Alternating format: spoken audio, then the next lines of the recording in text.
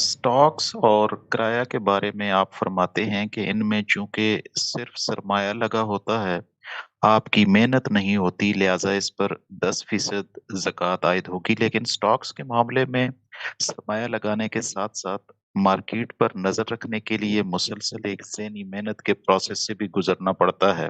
इसी तरह किराया के वजूद पजीर होने के पीछे भी सरमाया और मेहनत दोनों का तामुल मौजूद होता है। तो वो क्या कसौटी है कि जिसके जरिए से हमें ये पता चलेगा कि यहाँ सिर्फ सरमाया लगा है और मेहनत का कोई अमल दखल नहीं है, ताकि पैदावार पर 5% या 10% शरह ज़कात की तायीन की जा सके, क्योंकि मेहनत तो बहरहाल किसी न किसी दर्जे में हर जगह शामिल होती ही है। शुक्रिया।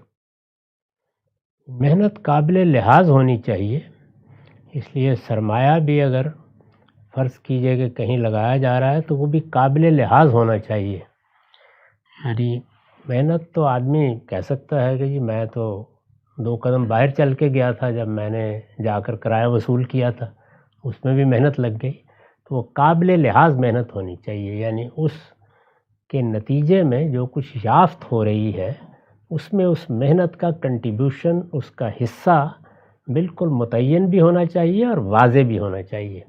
अब आप फरमाएंगे कि इसमें तो इख्तलाफ हो सकता है, बेशक तमाम उसूलों का या तमाम कवायद का जब इतलाक़ किया जाता है तो वो इज्तिहादी इतलाक़ होता है।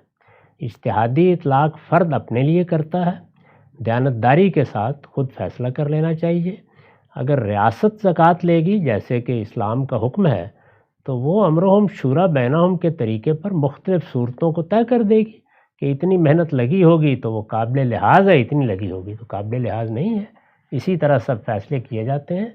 मैंने अगर अमूमी तौर पर ये राय दी है कि हम किराए की एक इमारत बनाते हैं और आम तौर पर उसमें यही होता है कि इमारत की कुछ तामीर तरक्की का काम होता रहता है, कोई रेनोवेशन के मौके आ जाते हैं, तो सरमाया तो लगता रहता है लेकिन बिलअमूम मेहनत नहीं लगती।